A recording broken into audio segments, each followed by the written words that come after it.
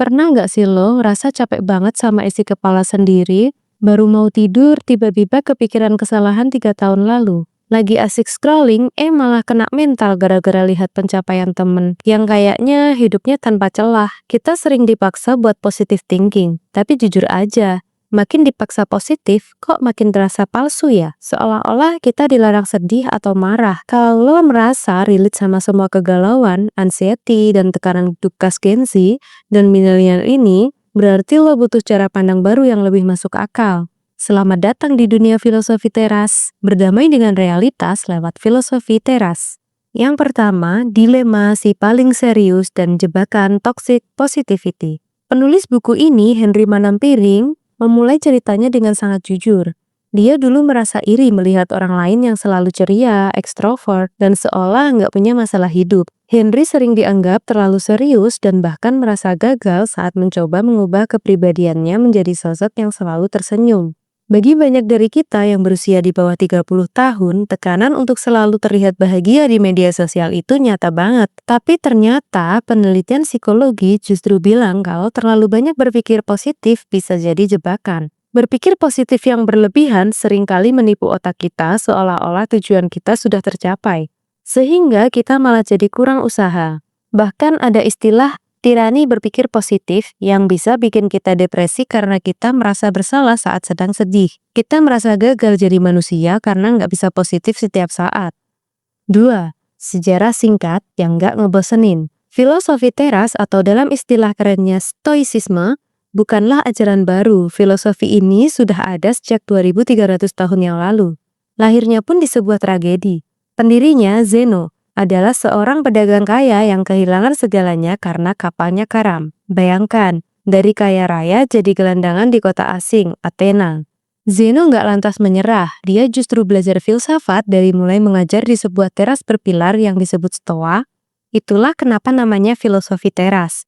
Yang menarik, pengikut filosofi ini datang dari latar belakang yang sangat kontras. Mulai dari Epictetus yang seorang budak hingga Marcus Aurelius yang merupakan kaisar Romawi terkuat di zamannya.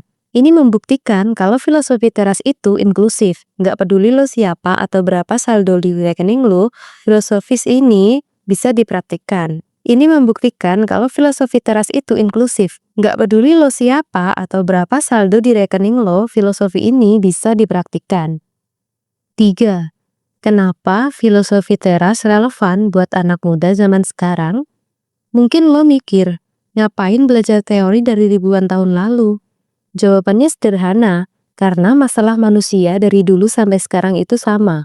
Kita masih berurusan dengan rasa takut, marah, dan kecewa.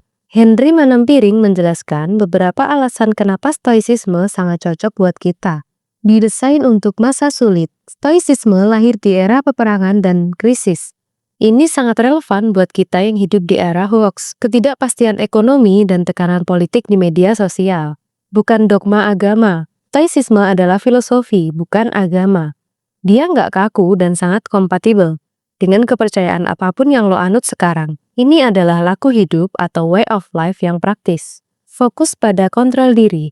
Inti dari ajaran ini adalah membedakan apa yang bisa kita kendalikan dan apa yang tidak bisa kita kendalikan. 4.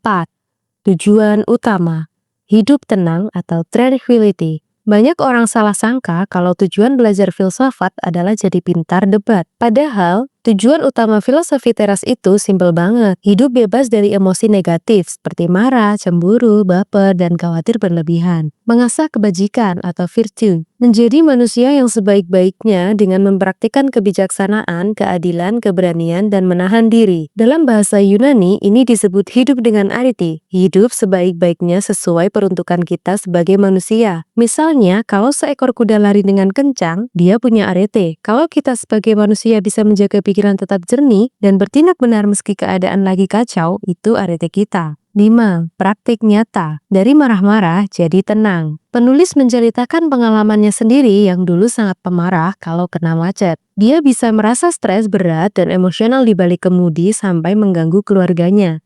Setelah belajar filosofi teras, dia sadar kalau kemacetan itu di luar kendalinya. Marah-marah nggak akan bikin jalanan lancar, malah cuma ngerusak kesehatan mental diri sendiri. Sekarang dia jauh lebih tenang menghadapi perilaku ajaib orang di jalan raya atau tekanan pekerjaan. Ini adalah bukti kalau filosofi ini bukan sekedar teori di atas kertas, tapi alat buat bertahan hidup di dunia yang beristik ini.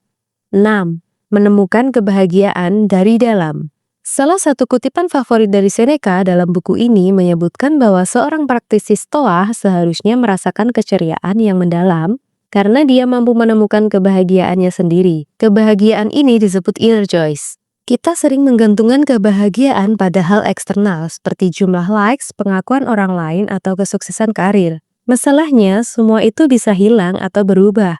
Filosofi teras mengajarkan kita untuk membangun benteng di dalam diri kita. Jika kedamaian kita berakar dari dalam diri sendiri, maka situasi di luar seperti macet, diputusin pacar, atau gagal ujian gak akan bisa menghancurkan kita sepenuhnya. Kesimpulan, buku Filosofi Teras ini bukan buku motivasi yang menyuruh lo buat semangat dengan cara yang kosong. Ini adalah panduan praktis buat lo yang pengen punya mental baja tapi hati tetap tenang. Henry Manampiring berhasil menerjemahkan konsep kuno yang berat menjadi bahasa yang ringan, relate, dan kadang kocak. Buat lo yang sering merasa overthinking atau merasa hidup ini nggak adil, coba deh baca buku ini. Anggap saja ini sebagai hidangan pembuka untuk mengenal diri lo lebih dalam dan mulai hidup dengan lebih berani.